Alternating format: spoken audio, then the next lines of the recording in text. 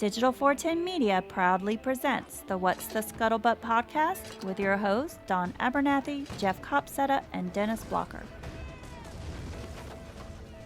I know we covered it the first time you were on, but for our new listeners, and because of Masters of the Air recently came out, and Jeff and Dennis and I discussed this for those new actors who got hired on to perform in that feature.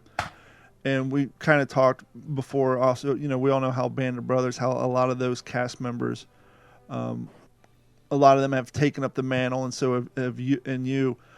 For sure. When you were going through the audition process for the Pacific, did it occur to you that there was a high potential that this would have a life-altering course for you, that there may be an opportunity where you kind of go down the Gary Sinise route, which I think it's safe to say, you know, that you're probably, I would assume you're more active in more historical-based things post that show than prior. Did it ever occur to you that your life would be affected in such a way just by doing a simple project like that?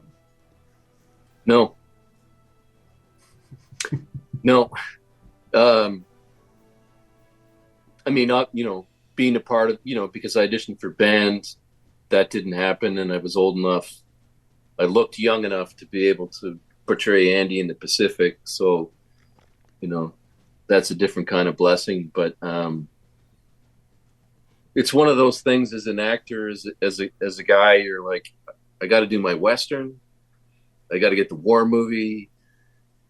That kind of thing is, it plays on you when you're in your 20s and everything like that. And of course, working for Spielberg and Hanks and HBO, at the time, it was so daunting. I really didn't know how to handle it. And in terms of filming it, to this day, it's still, I'm like, I don't know how that all just came about, how we did it and pulled that all off, and how I did what I did. I think you were thinking a little bit more about your career, and then everything was Band of Brothers. Mm-hmm. Every year, and Normandy and everything, and I get it. So the Pacific side of it really hasn't had anything, and until myself and the other four actors went to Pearl Harbor last year, we'd never experienced anything where people were just, oh shit, the Pacific. And being there in Pearl, it was pretty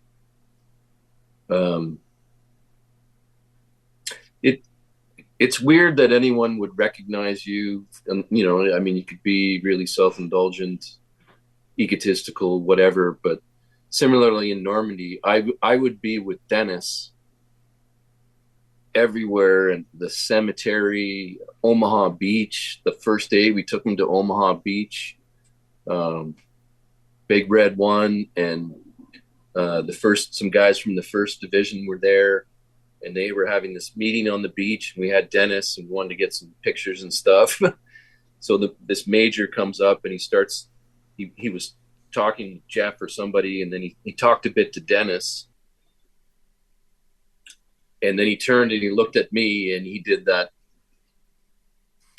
holy shit. And he goes, I don't know your name, but I know who you are. And I'm like, yeah.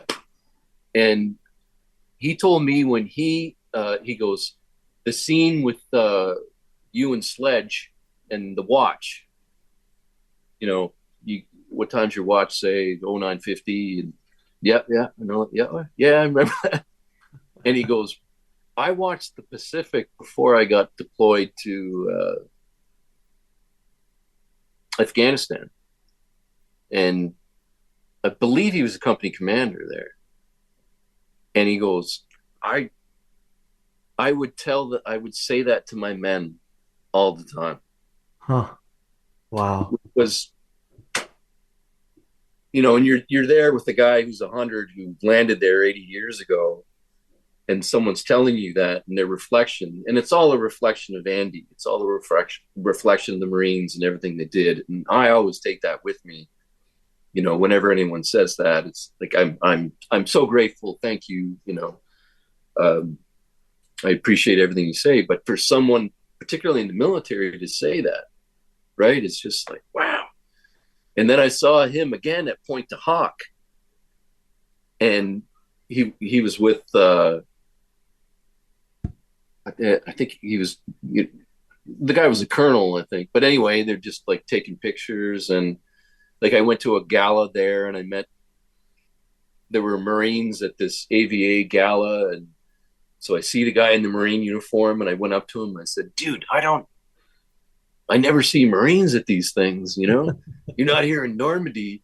And this guy looks at me, he's like, holy fuck. Fucking Haldane. I'm like, well, yeah, okay, whatever. Yeah, thank you. But it's like, I never see Marines here. And he was so like, oh man, this is awesome. He goes, I was just watching this. And the 4-star was there. Marine General, and this guy's telling me, he's like, I really enjoyed the Pacific. I mean, that was great, because the Marines are like, fuck yeah, there's not enough about us and all this stuff. To experience any of that in Normandy, or because I did that role, is just it's all so new to me. It's all such a blessing, but all the other things I do and trips and everything is just to, like, yeah, we got to, never forget. And my life and all of this stuff never would have happened if it wasn't for Andy Haldane. Never, nothing. So I think that scene's probably one that I quote the most whenever, particularly when I'm at a tactical event where we're like literally walking around the woods for hours on end. Never run when you can walk. Never walk when you can stand. Never stand when you can sit. Never sit when you can lay down. Never lay down when you can sleep.